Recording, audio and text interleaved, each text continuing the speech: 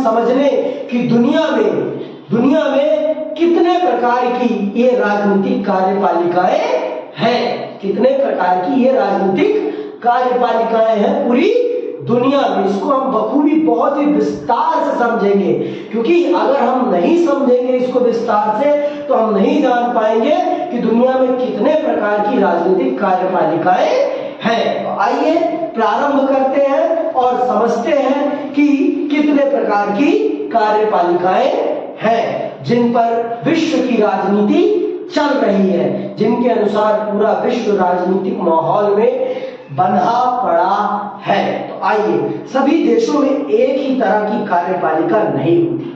देखिए, हर देश की कार्यपालिका का निर्धारण उस देश की परिस्थितियों पर निर्भर करता है। जिस प्रकार से किसी भी देश के लोगों का पहनावा और खाना, किसी भी देश के लोगों का पहनावा और खाना वहां की भौगोलिक परिस्थितियों पर निर्भर करता है, उसी प्रकार से राजनीतिक कार्यपालिका भी वहां की जनता की, वहां की भौगोलिक परिस्थितियों पर ही निर्भर करता है। तो हमारे देश की भौगोलिक परिस्थितियां, हमारे देश की राजनीतिक परिस्थितियां, हमारे देश की सांस्कृतिक परिस्थितियां, भाषाई परिस्थितियां बहुत अलग है, तो हमने दूसरी अपनाई है और दुनिया के विभिन्न देशों ने दूसरी अपना रखी है। तो चलिए वही जानते हैं।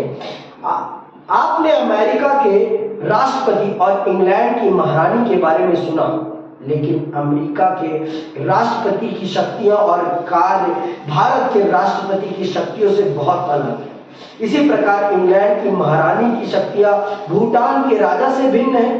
भारत और फ्रांस दोनों ही देशों में प्रधानमंत्री हैं, पर उनकी भूमिका अलग अलग है। ऐसा क्यों? आप सब जानते हैं कि अमेरिका का राष्ट्रपति और इंग्लैंड की महारानी, क्या इन दोनों की ताकत एक बराबर है? एक बराबर है? क्यों नहीं है? क्यों नहीं है? क्योंकि महारानी लोकतांत्रिक रूप से चुनी गई व्यक्ति नहीं है, वो वंशावली के माध्यम से चली आ रही है, ठीक है। और अमेरिका का जो राष्ट्रपति है, अमेरिका का जो राष्ट्रपति है वो जनता के द्वारा चुना हुआ है। एक लोकतांत्रिक राष्ट्र में ताकत उसी के पास होती है जो जनता के द्वारा चुना जाता है। आप ये जान लीजिए, ये सारे के सारे लोकतांत्रिक राष्ट्र हैं। आपका फ्रांस भी लोकतांत्रिक राष्ट्र है, आपका भारत भी लोकतांत्रिक राष्ट्र है, आपका ब्रिटेन भी लोकतांत्रिक राष्ट्र है, आपका अमेरिका भी लोकतांत्रिक राष्ट्र है। तो ताकत उसी के पास है जिसके पास जनता का सहयोग है, जनता का समर्थन है। आप ये जान लीजिए, अमेरिका का राष्ट्रपति और भारत के राष्ट्रपति में जमीन और आसमान का फर्क है। ऐसा क्यों है? क्योंकि भारत का राष्ट्रपति जनता के द्वारा प्रत्यक्ष रूप से नहीं चुना जाता है। क्या हम देश के राष्ट्रपति का चयन करते हैं या प्रधानमंत्री का? प्रधानमंत्री का चयन करते हैं। इसीलिए हमारे देश में शक्ति किसके पास है? प्रधानमंत्री के पास है, ना कि राष्ट्रपति के पास। अब आपको समझ में आ गया अमेरिका के राष्ट्रपति के पास इतनी ताकत क्यों है और भारत के राष्ट्रपति के पास इतनी ताकत क्यों नहीं है। और इसी प्रकार से जो वहां आपकी इंग्लैंड की जो महारानी है उनके पास ताकत क्यों नहीं? क्योंकि वो भी लोकतांत्रिक प्रक्रिया से चुनी गई नहीं है। और इंग्लैंड एक लोकतांत्रिक राष्ट्र है, तो ताकत वहां उस व्यक्ति के पास है जो जनता के द्वारा चुना गया है। समझ में आई बात? जो जनता के द्वारा चुना गया है ताकत उसके पास है। और इसी प्रकार और आपका जो फ्रांस है, फ्रांस में आपके प्रधानमंत्री के पास भी ताकत है और वहां के राष्ट्रपति के पास भी ताकत है।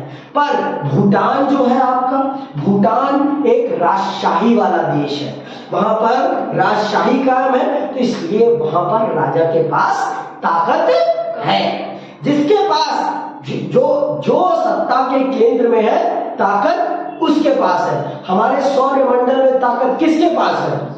सूरज के पास है। क्यों? क्योंकि उसके पास ताकत है, उसके पास एनर्जी है, वो पूरी दुनिया को अपने माध्यम से एनर्जी प्रोवाइड करता है। समझ में आई बात? आगे सुनो इसी बात को।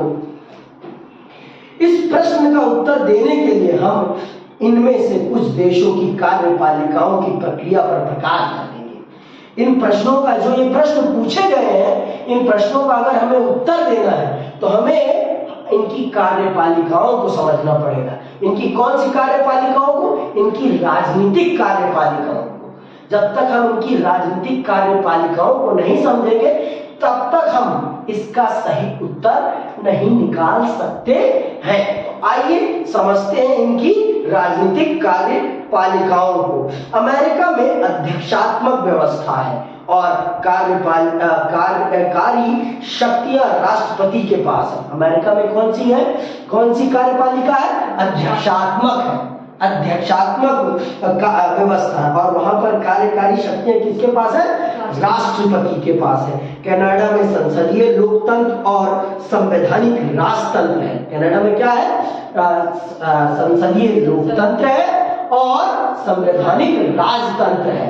संवैधानिक राजतंत्र है कि देश का प्रधान तो राजा रहेगा, लेकिन देश की राजनीतिक ताकत संसद के पास होगी। जिस प्रकार से किसके पास? इंग्लैंड में जिस प्रकार से वहां पर भी संसदीय लोकतंत्र है, संसदीय लोकतंत्र है। जनता के लिए फैसले लेने का अधिकार किसके पास है? संसद के पास है। लेकिन देश का प्रतिनिधित्व करने का अधिकार देश के सर्वोपरि कौन है? देश की महारानी। समझ में आई बात? अब तो राजा हो गए हैं, अब महारानी मर गई हैं, अब राजा विराजमान हो गए हैं इंग्लैंड में। ठीक है। कनाडा में संसदीय लोकतंत्र और संवैधानिक राजतंत्र है, जिसमें महारानी एलिजाबेथ द्वितीय राज्य की प्रधान और प्रधानमंत्री सरकार का प्रधान है। सरकार फ्रांस में राष्ट्रपति और प्रधानमंत्री अर्ध अध्यक्षात्मक व्यवस्था के हिस्से हैं। राष्ट्रपति प्रधानमंत्री और अन्य मंत्रियों की नियुक्ति करता है, पर उन्हें पद से हटा नहीं सकता क्योंकि वे संसद के प्रति उत्तरदायी होते हैं। जापान में संसदीय व्यवस्था है, जिसमें राजा देश का और प्रधानमंत्री सरकार का प्रधान है। समझ में आ गई बात? जहां पर भी संसदीय व्यवस्था होगी वहां पर प्रधानमंत्री जो होगा वो सरकार का प्रतिनिधित्व करेगा और राजा या राष्ट्रपति देश का प्रतिनिधित्व करेंगे। सारा काम राष्ट्रपति के नाम पर होगा, लेकिन वास्तविक काम करेगा कौन? प्रधानमंत्री, क्योंकि उसके पास राजनीतिक शक्ति है, ना कि राष्ट्रपति के पास या कि राजा के पास। उनके पास राजनीतिक शक्ति नहीं है। राजनीतिक शक्ति किसके पास है? प्रधानमंत्री के पास, क्योंकि वो राजनीतिक प्रधान है, क्योंकि वो राजनीतिक प्रधान है, ना कि राजा। समझ में आई बात कि नहीं है? आगे सुनो इसके आगे। जापान में संसदीय व्यवस्था है, जिसमें राजा देश का और प्रधानमंत्री सरकार का प्रधान है। इटली में एक संसदीय व्यवस्था है, जिसमें राष्ट्रपति देश का और प्रधानमंत्री सरकार का प्रधान है। रूस में एक अर्ध अध्यक्षात्मक व्यवस्था है, जिसमें राष्ट्रपति देश का प्रधान और राष्ट्रपति द्वारा नियुक्त प्रधानमंत्री सरकार का प्रधान है। जर्मनी में एक संसदीय व्यवस्था है, जिसमें राष्ट्रपति देश का नाममात्र का प्रधान और चांसलर सरकार का प्रधान है। चांसलर सरकार का प्रधान है। तो जर्मनी में जो सरकार का प्रधान है उसे क्या कहते हैं? चांसलर कहते हैं। क्या कहते हैं? चांसलर। हमारे देश में उसे क्या कहते हैं? प्रधानमंत्री। हमारे देश की सरकार के प्रधान को क्या कहते हैं हम? प्रधानमंत्री। और वही जर्मनी में उसे क्या कहते हैं? चांसलर। समझ में आई बात? तो जहां भी अध्यक्षात्मक व्यवस्था होगी वहां पर कौन होगा? वहां पर ताकत के केंद्र बिंदु में कौन होगा? राष्ट्रपति। जहां कौन सी व्यवस्था होगी? अध्यक्षात्मक। और जहां संसदीय प्रणाली होगी वहां कौन होगा सत्ता के केंद्र में? प्रधानमंत्री। और जहां अर्ध अध्यक्षात्मक व्यवस्था होगी वहां पर शक्तियां दोनों के बीच में बटी होंगी। किसके बीच में? राष्ट्रपति और प्रधानमंत्री के बीच में। ठीक है। ये इन देशों का नाम याद रखना, क्योंकि ये 1 नंबर के प्रश्न में आपके लिए बहुत महत्वपूर्ण भूमिका निभाएंगे। ये 1 नंबर के लिए, ठीक है। अध्यक्षात्मक व्यवस्था में राष्ट्रपति, राज्य और सरकार दोनों का ही प्रधान होता है। राष्ट्रपति, अध्यक्षात्मक व्यवस्था में राष्ट्रपति दोनों ही प्रकार का प्रधान व्यक्ति होता है और सरकार दोनों का प्रधान होता है। इस व्यवस्था में सिद्धांत और व्यवहार दोनों में राष्ट्रपति का पद बहुत शक्तिशाली होता है। ऐसी व्यवस्था अमेरिका, ब्राजील और लैटिन अमेरिका के अनेक देशों में पाई जाती है। अध्यक्षात्मक व्यवस्था कहाँ कहाँ है? आपके अमेरिका में है, ब्राजील में है और लैटिन अमेरिका। लैटिन अमेरिका किस महाद्वीप को कहते हैं? दक्षिणी अमेरिका को लैटिन अमेरिका कहते हैं। दक्षिणी अमेरिका को ही लैटिन अमेरिका कहते हैं। क्यों कहते हैं पता है आपको? क्योंकि ये पुर्तगाल और स्पेन के गुलाम थे। पुर्तगाल और स्पेन के गुलाम थे और इनकी जो लैंग्वेज की स्क्रिप्ट है, जैसे हमारे हिंदी की स्क्रिप्ट क्या है? देवनागरी। हमारी हिंदी की स्क्रिप्ट क्या है? देवनागरी। ये जो लिखा है मैंने ना, ये जो शब्द लिखे हैं कार्यपालिका, का या पा ली ला का, ये जो है ना इसे स्क्रिप्ट कहते हैं। इसे क्या कहते हैं? स्क्रिप्ट। तो ये है देवनागरी स्क्रिप्ट। संस्कृत भी कौन सी स्क्रिप्ट में है? देवनागरी स्क्रिप्ट में। तो ये है स्क्रिप्ट। तो आपके दक्षिण अमेरिका के देशों को किन देशों ने गुलाम बनाया था? स्पेन ने, पुर्तगाल ने, फ्रांस ने और ब्रिटेन ने। तो इन देशों की जो भाषा है, इन देशों की जो भाषा है उसकी स्क्रिप्ट लैटिन है। तो यहाँ इनको इन देशों को इसीलिए लैटिन अमेरिका कहा जाता है, क्योंकि इन देशों में भी लैटिन भाषा का, लैटिन स्क्रिप्ट का ही प्रचलन है। लैटिन स्क्रिप्ट की भाषाओं का ही प्रचलन है, इसीलिए इन्हें लैटिन अमेरिका भी कहते हैं। तो अध्यक्षात्मक व्यवस्था में ताकत के केंद्र बिंदु में कौन होता है? राष्ट्रपति। राष्ट्रपति के पास ही सारी ताकत होती है, जो व्यक्ति चुन लिया जाता है। इसीलिए तो अमेरिका का राष्ट्रपति इतना ताकतवर माना जाता है। अमेरिका का राष्ट्रपति जब कहीं से निकलता है तो दुनिया दहक जाती है, दुनिया दहक जाती है। अभी G20 में आ रहे हैं वो हमारे देश आ रहे हैं और उनकी सुरक्षा के लिए हमारे देश में किस प्रकार की तैयारियां हो रही हैं आप उनको टीवी न्यूज चैनलों पर देख सकते हैं। दुनिया का सबसे ताकतवर प्लेन उनके पास है। उसे आसमान का व्हाइट हाउस कहते हैं। उसे आसमान का व्हाइट हाउस कहते हैं। हमारे टीवी न्यूज चैनल देश की समस्याओं पे बात नहीं करेंगे, बस अमेरिका के व्हाइट हाउस की जरूर बात करेंगे जो प्लेन है। ये है तो अमेरिका का राष्ट्रपति इतना ताकतवर है। अध्यक्षात्मक प्रणाली में ताकत का केंद्र बिंदु कौन होता है? राष्ट्रपति। समझ में आ गई बात? आगे सुनो। संसदीय व्यवस्था में प्रधानमंत्री सरकार का प्रधान होता है। अधिकतर संसदीय व्यवस्था में एक राष्ट्रपति या राजा होता है। एक राष्ट्रपति या राजा होता है। हमारे देश में कौन है? हमारे देश में कौन है? हमारे देश में राष्ट्रपति है। हमारे देश में राष्ट्रपति है ना। सर्वोच्च पद पर कौन है?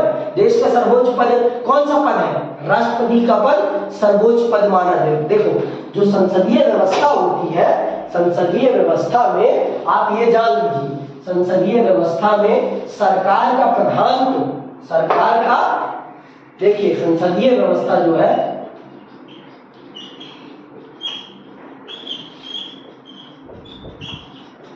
संसदीय व्यवस्था में सरकार का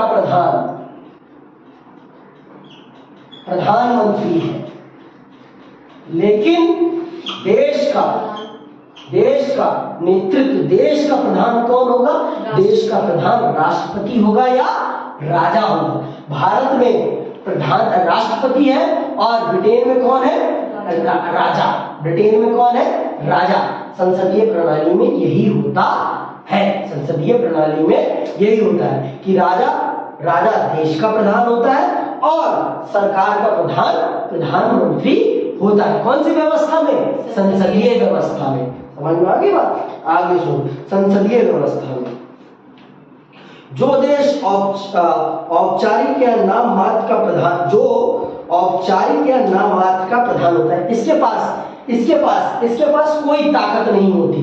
जो देश का प्रधान कहलाता है, इसके पास कोई खास ताकत नहीं होती। ये नामात्र का ताकत रखने वाला व्यक्ति होता है। समझ में आई बात?